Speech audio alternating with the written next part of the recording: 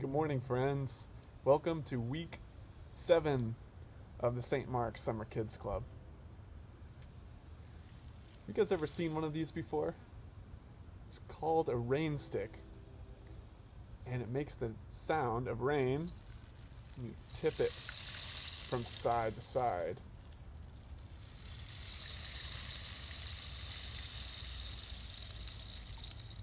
Pretty cool, right? Have you guys ever been in a big rainstorm? Maybe with thunder and lightning?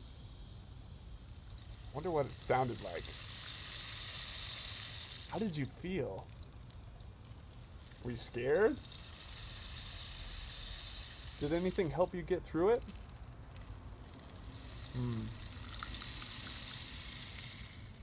Well, there can be big rainstorms in Texas sometimes. I remember one time when I was a little boy, my family was driving on the highway when suddenly this big storm came through, and the tornado sirens were going off, and we all had to get out of the car and go outside in the wind and the rain to search for a safe place to take shelter. But we were in the middle of nowhere, and there were no buildings, no houses around, so we had to crawl on our bellies into a low ditch off the side of the road, and we hung on to a pole, and we prayed that God would protect us as the storm passed over us. Well, eventually the storm did pass, and we were safe, but it was probably one of the scariest times in my whole life. I've never felt that scared before. Well, that brings us to our story today, friends. The next part of our story, Jonah's adventure. Jonah the prophet was running away from God, and he had just gotten onto a boat for a long journey across the ocean. But soon after he left, a big storm came upon Jonah's boat. Kind of like in Texas, in the ocean, storms can just pop up without much warning.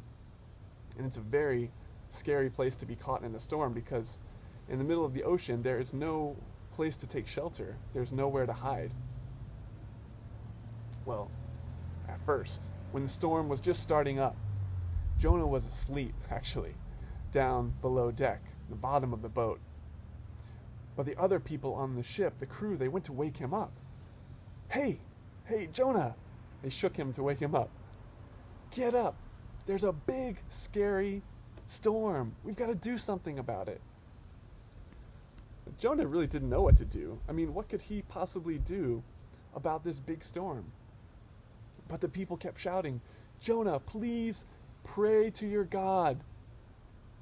Pray to your God and ask your God to help us. We need a miracle. Now that really made Jonah think, I can't ask God for help, he thought. After all, I'm running away from God. God would never want to help me. He must be so mad at me right now. And Jonah felt so guilty. He knew he had done something wrong, and he didn't know how to make it right. He wasn't thinking very clearly, to be honest, and he was desperate. He could only really come up with one idea, and it wasn't a very good one. Throw me into the sea, he yelled to the crew. It's the only way. What? Throw Jonah overboard? That didn't make any sense. But the crew was desperate. They were willing to try anything to get the storm to stop. So they lifted Jonah up, and they carried him to the edge of the boat, and they hurled him into the raging sea. Suddenly, everything got very quiet. And as the crew watched Jonah sink down below the surface of the waters, they didn't think he would make it. But little did they know, God had a plan. That's all for today, friends. I hate to leave the story off right there, but I promise we'll hear what happens to Jonah next. next week. And our story is far from over. You know, I wonder if this part of the story could have been different. I wonder what would have happened if Jonah had just said, "I'm sorry," to God.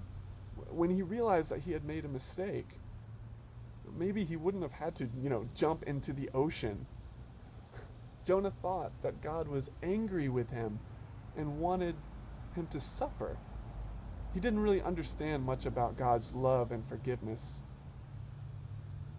Friends, whenever you do something wrong, if you take something that isn't yours, or if you say something hurtful to someone, or maybe if you tell a lie, I want you to think about this very important verse from the Bible. It's found in 1 John 1:9. And I want to give you the Mr. Casey version of this special verse. Maybe it would actually be helpful for you to repeat after me so you can learn it yourself. All right? Let's try. Here we go. When we do something wrong, we can always tell God. And God always hears us. And God always forgives us and makes our hearts clean. I hope that you will remember those important words, friends. That's a very special verse from the Bible. God loves to listen to our prayers, and God loves to forgive us. All right. Well, it's time to open your pack marked week 7 and do today's very cool activity. Really excited about this one, and I hope you enjoy it. So have fun, and I will see you all next week. Bye, friends.